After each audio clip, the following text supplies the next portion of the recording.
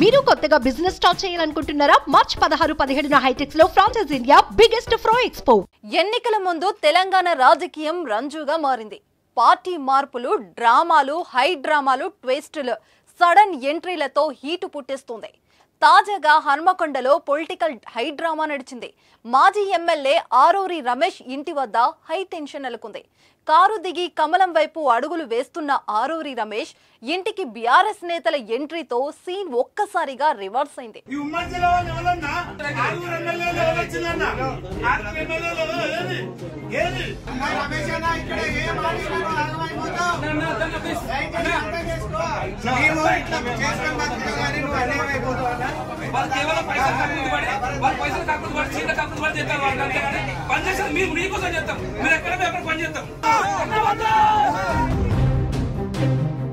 BRS లో MP ticket హామీ లేకపోవడంతో బీజేపీలో చేరేందుకు ఆరూరి రమేష్ సిద్ధమయ్యారు.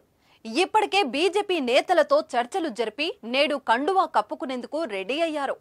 ఈ క్రమంలోనే ప్రెస్ మీట్ పెట్టి రాజీనామాపై ప్రకటన చేయాలని భావించారు. ఇంతలోనే ఆరూరి రమేష్ ఇంటికి బీఆర్ఎస్ నేతలు బసవరాజు సారయ్య, సుందర్రాజు యాదయ్య, ఇతర పార్టీ నేతలు వెళ్లారు. ప్రెస్ మీట్ లో పాల్గొనకుండా ఆరూరి రమేష్ ను అడ్డుకున్నారు. హరీష్ రావుతో ఫోన్లో మాట్లాడించారు. కోరింది ఇవ్వడానికి పార్టీ సిద్ధంగా ఉందని ఆరూరికి సర్ది చెప్పే ప్రయత్నం చేశారు.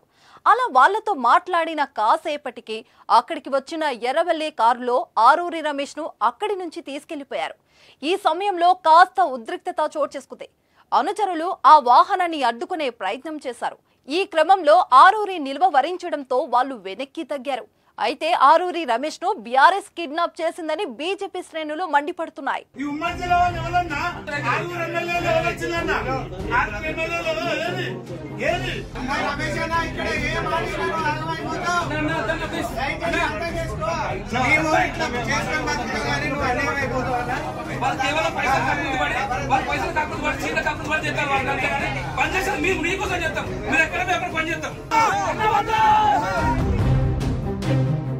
రెండు 2014-2018లో జరిగిన అసెంబ్లీ ఎన్నికల్లో ఆరూరి రమేష్ వర్ధనపేట నియోజకవర్గం నుంచి బంపర్ మెజారిటీతో గెలుపొందారు. 2023లో జరిగిన ఎన్నికల్లో మూడోసారి పోటీ చేసి కాంగ్రెస్ అభ్యర్థి కేఆర్ నాగరాజు చేతిలో ఓటమి చవిచూశారు.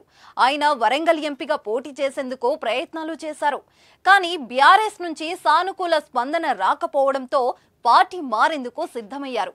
వారం కిందట పార్టీ మారే నిర్ణయం తీసుకున్న సమయంలో కేటీఆర్ సూచన మేరకు పార్టీ నేతలు బుజ్జగించగా కాస్త మెత్తబడ్డారు.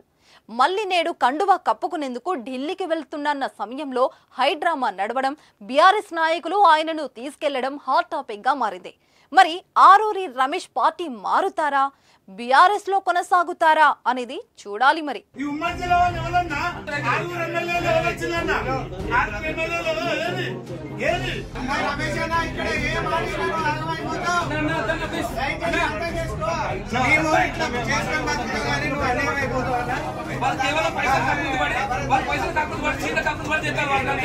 పని చేస్తాం, మేము నీకోసం చేస్తాం, మీరు ఎక్కడ పని చేస్తాం.